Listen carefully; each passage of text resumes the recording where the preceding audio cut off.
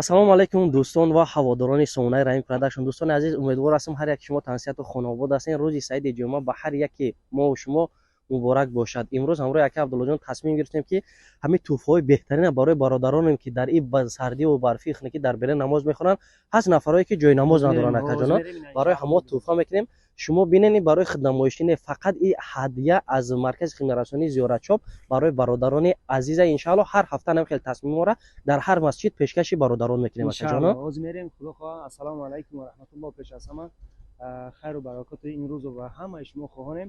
ва алҳамдулиллоҳ имрӯз мо тасмим гирифтем ки биёем ба масҷиди Мински, яъне ки паквонаи гарам меган дар назди боғи Победа вуҷуд дорад. алҳамдулиллоҳ инҷара мо камака бошад навор бикунем ва таърихша кай кардан бози ҳамаша наздикиш гап мезанем. иншааллоҳ дарунаш даромада барои шумо нишон медиҳем ва ин чизҳои ночизам барои бародарое ки имрӯз ҷумъа мехонанд, алҳамдулиллоҳ дар берун мондагиан ҳозир мерем мебинем, дар оно тӯҳфа бикунем ки хунук нахаранд. ина биё бародарам, ина ҳусейнҷон айхафос чунка ки исм масҷид дерам хелбутова як ки чандқадар бародар мондагиай, чандқадар намозхон дар беруни масҷид мондагиай. ҳозир иншааллоҳ ай пеш мерем, ҳамаша бо мебинем иншааллоҳ. Худо хоҳ. Дадагии чорта ду азиёйте брада. Раздаём просто бесплатно, да? Ну это от тебя, чисто от души. Баракаллаху фикум.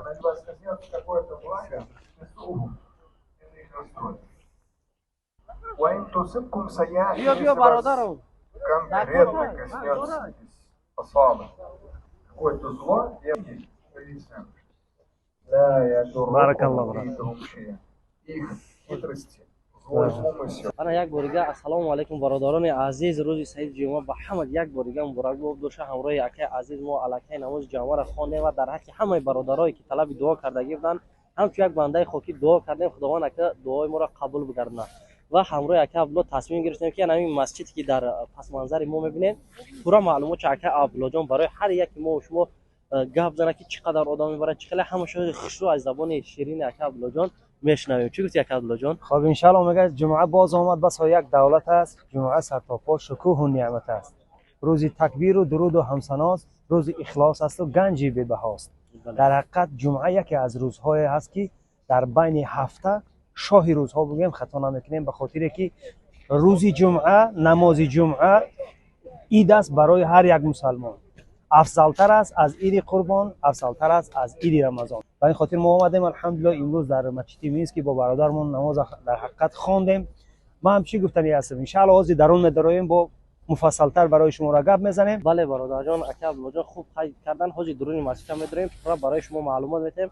هر یک نفر برادر مسلمان نو واسه ازبک تاجیک چیزی باشه نباشه میان در همجا نماز میخونن. ما فخر میکنیم که در بین یو برادرای تاجیک که ما هم هستن میدونن الحمدلله نماز میخونن، با یکدیگر میبینن، زیارت میکنن. این خوش به حال هر یک ما و شما میشه برادرجان که ما فخر میکنیم که برادر تاجیک خودمون در این روز سعید جمعه در بر خودمون در کنار خودمون میبینیم. این هم یک مهر و محبت دوستداری یکدیگر که نام زبان تاجیکی در بین این قدر مردم وقتی گپ میزنن میگه اکا تو تاجیکی، یک حسیاتی در دل پیدا میشه که خوش به حال برادر ما هم که در قنات ما برادرجان هست. هزار رحمت به هر یک کدام شما. ان شاء الله ما را پیگیری باشین. یا لایک دریغ ندارین. حاجی میداریم کم تر می درون مسجد ان شاء الله سبوک شود. پورا معلومات برای شما همراه اکا Abdullojon ان شاء الله که پیشنهاد میکنیم. اگر یگان کمبودی و یگان جایی که ما خطاگی از ما شد عذر بنده به خطا نمیشه. با همین خاطر تو جایی که میدونیم میفهمیم میتونیم برای شما پیشنهاد میکنیم. این ان شاء الله که برای هر یک شما معلومات خوب میشه. وقتی که اومده همینجا نماز جمعه خونه الکی میدونه که چند کس آدم میبره در کجا چیه، همش پرا معلومات میگیری. الله هیچ ممکنه باز میداریم درونش ان شاء الله. با مثل رحیم جان ما گفتنی هستم که یک تا استاپ کنید در زیر کامنتری حتما بنویسید با پدر و مادرتان رحمت، یعنی که رحمت خدا با پدر و مادرتان. ما بسیار منتدار میشویم به خاطر که روی فرزندان نالایق پدر و مادر ما چی میشنوه رحمت الهی در گوشه سرشون میریزه. و در حیات باید کوشش بکنیم که فرزندای باشیم که ایروی ما پدر و مادر ما رحمت الهی در گوشه سرشون بریزه. کوشش بکنیم ان شاء الله. گفتی رحیم جان میرویم ولی ان شاء الله نشان میدیم برای شما همیشه با پدرابینتر. بنده به خطا نمیشه. یگان خطاگی در گفتار ما باشه، در رفتار ما باشه، منظرت هر کاری که ما میکنیم خدای بزرگ پیش از همه از صدق باشه، از روی ریا نباشه، از صدق باشه. دعا میکنیم که قلب تغییر دیندش خودش الله مهربانه қалбои моро ҳама вақт дар роҳи эҳдин аз сирота мустақим чикана ҳидоят бикунад. бале ина бародарам фарқ қабида мига яъни шум ти فرقی فهمیده یک چیز دیگه را خاطرشان کنم اینجا آمدید در همین خونه که دستی برادرم میخواد هم خیلی بگیری که рафтем бародар خیلی برادر бародарон ин ҳай зали калонша иҷа алҳамдулиллоҳ ки мардум намози асра интизора ба ҳам хотир сёмка иҷа карда намешавад ҳоли мехамем таи падвалошта иншаалло барои шумо сёмка мекунем муфассалтар иҷа зали калона бениҳоят зали хуб дора ина якта муосидаҳо чӣ хеле ки шумо мебинед ҳол мерем иншаалло дар зал дар падвал сёмка мекунем барои шумо метиҳем زیبا کردگیم بالاش رنگی ماهتابه انمو لیستوری که میبینی نگاه برادر جون هر رنگی ماهتاب یک دیزاین خوب و بهترین کردگیم انشاءالله اینم برادران انشاءالله که نمازی اثر تیاری به نمازی اثر بریم برادران عزیز انشاءالله اول پر معلومات با هر یک شما پیشنهاد بکنیم الله خیرتون بده ҳалаки бародарон ин масҷида соли 1995 ба хотири он сохтанд ки ба хотири солдатҳое ки дар ҷанги бузурги ватанӣ яъне ки 41-45 мусалмонҳое ки дар он ҷо ҷанг карданд ба ҳамон хотир сохтанд наздики боғи ғалаба дар шаҳри Москва бо парк Победа мегӯянд ин наздикиштар ба ҳамон хотир ин масҷида сохтанд ба хотири солдатҳои мусалмоне ки дар ҷанги бузурги ватанӣ иштирок карданд ва соли 1995 оғоз шуд стройкаш то 1997 тӯли 2 сола анҷом доданд ин масҷида ва дар ҳӯй карданаш яъне откритишда президенти Қазоқистон буд Нурсултон Назарбоев, Башкортистон, Татаристон ва инчунин мер ҳамин Москва буд. Хулас ки соли 1997 инра масҷида ҳӯй карданд. بله برادرم اکا عبدالله بعداً با رنگ نموچه و دیگر کردن بعداً شدگی در همین مسجد 2006 2057 بگیم بعداً با کلانتر کرده ҳозир мо қарор дорем дар падвал дора дуюм этаж дора зали калон дора бо бурудам бо сеюм.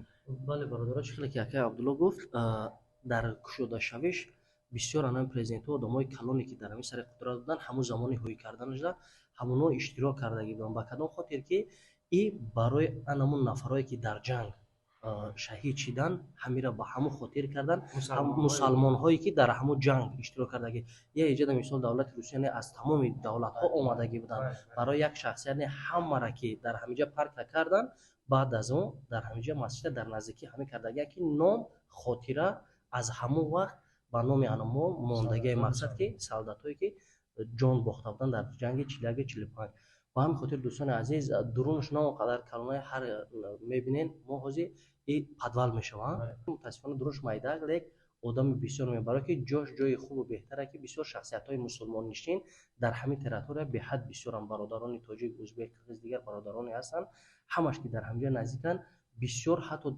تا بیرون تا قدای راه را پر میشه برادران میان نمازشون هم میخونن برای که در این مسجد نام برابر 5 وقته وای میکنه که نماز جمعه هم هر جمعه میشه در اینجا جمعه میشه مسجد 5 وقته است با اینجا نماز درس میتیان هم کودکورا هم کلانسالا در درس اسلامی میتیان ماشاءالله ایشم در همین مسجد در همین مسجد وجود داره بله اینجا بگیم سپانسیروات کردگی همون سالهایی که بنیاد کردن دولت عرب هم بود دولت قزاقستان هم بود تمام دولت هایی که مسلمان نشین بسیار بودن همونجا از جمله تاتارستان باشکرتستان مثلا دولت عربیه ترکیه از جمله تاریخ وقتی من ورق زدم و خواندم ترکیه عربستان تاتارستان قزاقستان همه اشتراک داشتن و سپانسیروات کردگی انا دوستان عزیز از همه سپاس بسیار میگیم هزار رحمت کلان هر اون چیزی که دونستیم تو قدر امکان برای شما پیشنهاد کردیم یعنی با همون خاطر بود برادر جان که وقتی میای همه مسجد رو اومدن همین نوار ما را تماشا کردگی باشیم میگه همه برادران قندون گفتیم بابا برای ما همین چیزا پیشنهاد کردن بسیار خوب میشه و اگر اون کمبودی از جانب ما بنده ها گذشته میشه عذر زیاد برادران عزیز ان شاء الله باور کامل دارم که همین خیلی دستگیری شما شود نه اینکه مسجدهای مسکو خچه بلکه پد مسکو دیگر مسجد حتی شما میتونید که در کامنتر نویسید که کدام مسجد ما بریم خواهیم در هم مسجد همراهتون صحبت میکنیم و از دیدار یکدیگر ما خرسند میشیم که برادرای تاجیک خدمت برادرای مسلمان خدمت میکنیم شما در زیر کامنتر بنویسید که در نمور آینده کدام مسجد بریم برای شما فهماندن مثال دیدنش خوبتر و بهتره. انشالله ما پیشنهاد میکنیم. بله. اکنون برادرای عزیزم، چه خیلی که شما در اول ویدیو دیدید که ما الحمدلله توفه ها کردیم. این چنین در مغازه ما، مغازه زیارت شاپ، همین گونه توفه ها هر اون نفری که قدم مبارکش میگذاره الحمدلله یک جای نماز توفه کرده میشوه. هر کسی که حجامه میکنه توفه کرده میشوه. ان شاء الله امروز ما پس سر کردیم، الحمدلله نماز خواندیم، در حق همه مسلمانان دعا کردیم. اکنون میرویم به مغازه زیارت شاپ. بیاین ان شاء الله شنبه، نه روز جمعه، شنبه، یک شنبه تا اخیر ماه الحمدلله در مغازه ما چی توفه داده می شود. فقط جای نمازی کار کلان چیزی که در نوارهای قبلی گفته بودیم.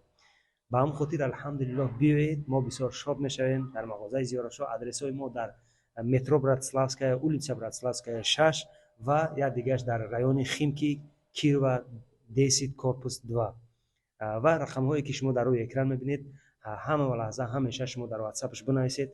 در مسئله داروی گیاهی، در مسئله حجامه، الحمدلله ما با جان دل در خدمت شما هستیم. باقی در امان خدا. یک دو سخنه که دیگه رحیم جان میگه ان شاء الله خداحافظی میکنیم و بعدا رفته از بیرون مسجد و شما یگون چیزی که لازم باشه نشان میدیم، وگرنه خدایا مددگار. بله برادر جان عزیز، سبب تقسیم کردن جای نمازهای ما برای رکلام، برای خدماتشین با آن خاطر بود که از جانب دکان ما هم برای برادران ما هم یک چیز شود. این یک چیزی خورده که لیک بعضا وقت رول مهم بازی میکنه که در خانگی در سردی بعضی نفرها از جای کار میان جای نماز نمیارن یا از جا چون میبرن. این خوب و بهتره. با آن خاطر کردیم برادر جان عزیز که هر یک نواری کردگی ما در دل شما نزنه. ما یک چیزی کنیم که هم با فایده ما باشه هم با فایده شما برادر جان.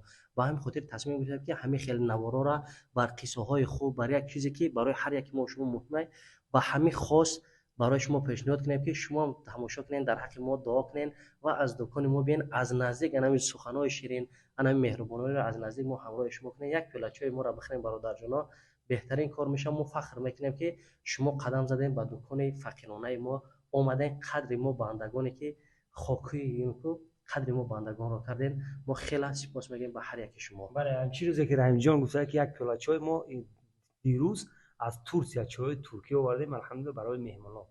بیاین ان شاء الله یک پیاله چای با رحیم جان بخوریم. برادرم اگر در اون چای دیده که شمای توجیکه کو پاک پولی جوابت رو بده پول بیا. خدا نگهبانتون. هزار رحمت. میخوام که همه وقت در لبانتون تبسم باشه، غم و درد همه وقت نصیب دشمناتون باشه. دشمناتون الله هدایت کنه، وگرنه هدایت که لایق هدایتی نباشه خار و ذلیل کنه.